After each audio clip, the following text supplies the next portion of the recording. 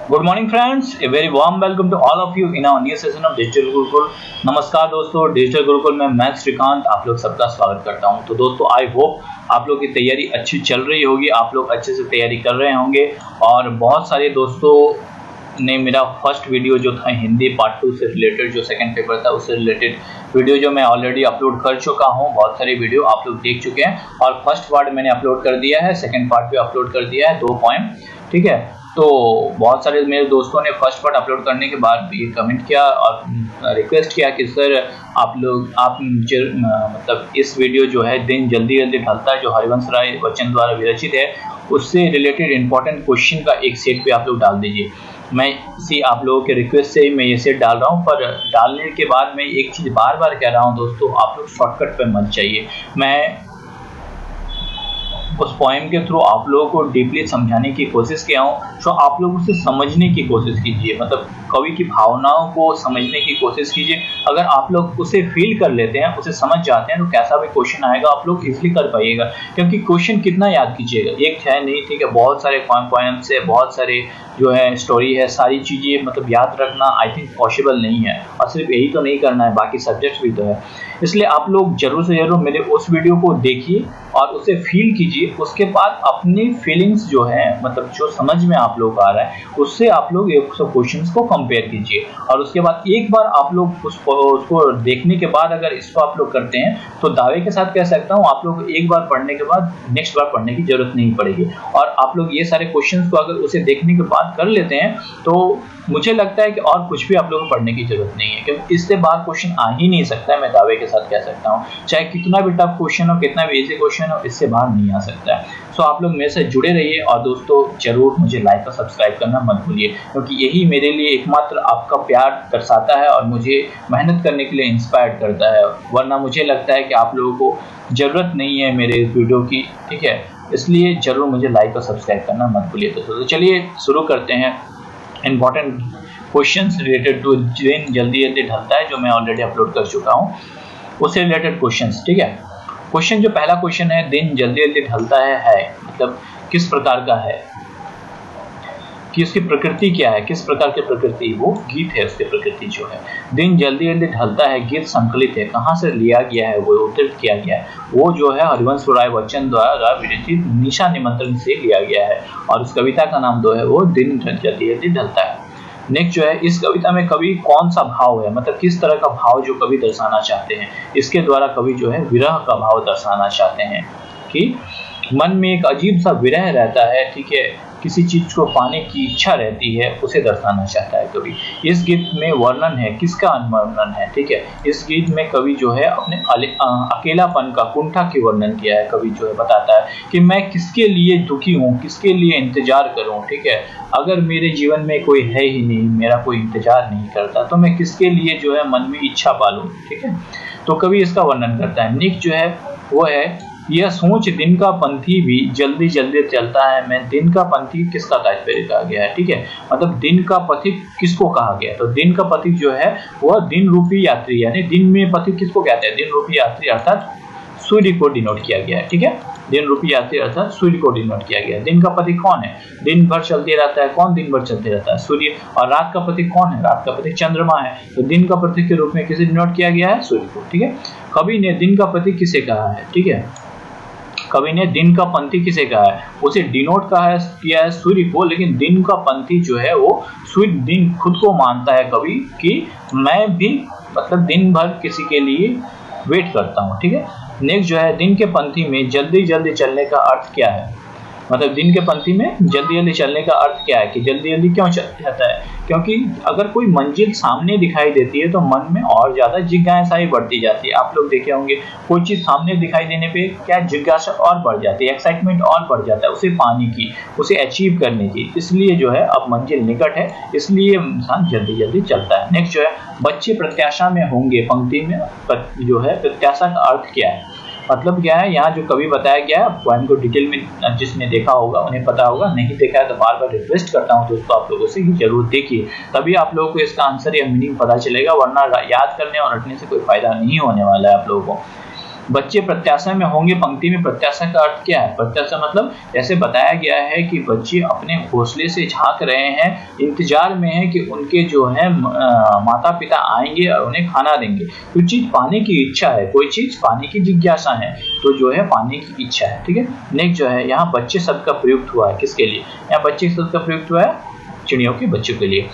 चिड़ियों के पैरों में चंचलता आने का अर्थ क्या है?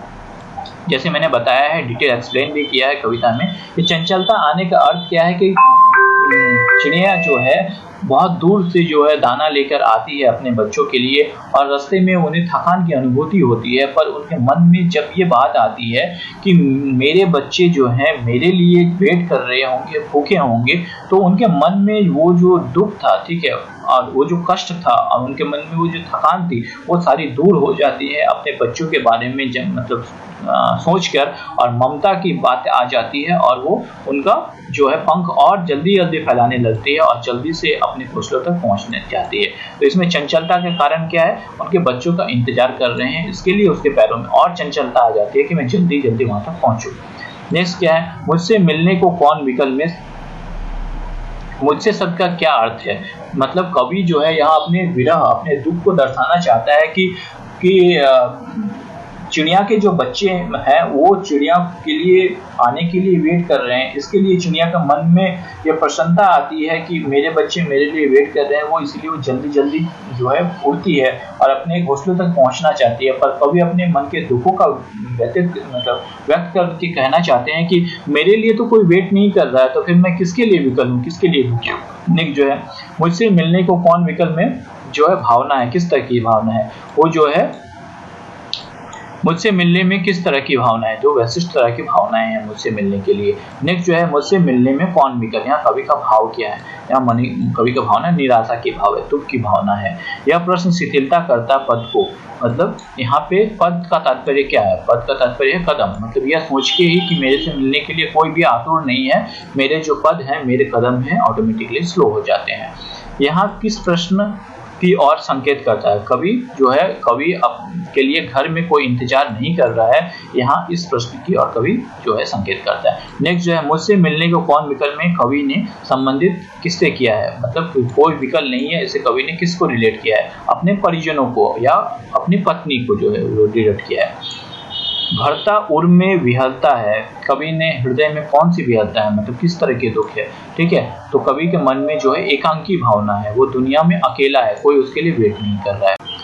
नेक्स्ट जो है वो है पथिक के मन में किस बात की आशंका है, मतलब पथिक जो चलता है उसके मन में किस की आशंका है, किस बात की दुविधा है कि वो जल्दी जल्दी अगर नहीं चलेगा तो पथ में ही रात हो जाएगा, इस बात की दुविधा है। नेक्स्ट जो है दिन जल्दी जल्दी ढलता है का निहार्थ क्या है? ठीक है, निहार्थ क्या है? प्रेम मिलन की आतुरता में थकान के पार्थिव में, मतलब इसकी जो मतलब अर्थ क्या है? इसका मतलब प्रियजनों से मिलने की अगर आकांक्षा होती है, कुछ पाने की इच्छा होती है, तो ऑटोमेटिकली क्या है, मनुष्य अपना सारा कष्ट, सारा गम भूल जाता है और जल्दी जल्दी उस अचीवमेंट करने के लिए जल्दी जल्दी उसकी ओर बढ़ने लगता है। नेक्स्ट जो है दिन का पंक्ति में कौन सा अलंकार है? ठीक है, जैसे मैंने बताया था उसमें भी, वीडियो में भी बार बार अगेन मैं कह रहा हूं दोस्तों, आप लोग जरूर उस वीडियो को देखिए, उसके बाद ये सिर्फ प्रैक्टिस कीजिए, वरना आप लोगों को कुछ समझ में नहीं आएगा, ये मात्र एक बोरिंग लगेगा कि क्या कह रहे हैं, सब कुछ समझ में नहीं आ रहा है। ठीक है, इसलिए जरूर प्लेलिस्ट में जाइए, दिन जल्दी जल्दी ढलता है सर्च कीजिए और वहाँ जरूर देखिए, उसके बाद आप लोग इसको देखिए, आप लोग को देखिएगा कितना मजा आएगा और हर एक चीज कितनी अच्छे से समझ में आएगी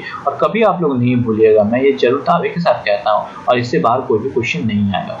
नेक्स्ट जो है बच्चे घोंसले में क्यों झांक रहे हैं? ठीक है, बच्चे घोंसले से क्यों झांक रहे हैं? तो बच्चे घोंसले से कुछ पाने की, खाना जो है उसके मम्मी पापा ले आएंगे, इसके आशा से ही बच्चे जो है वो अपने घोंसले से झांक रहे हैं।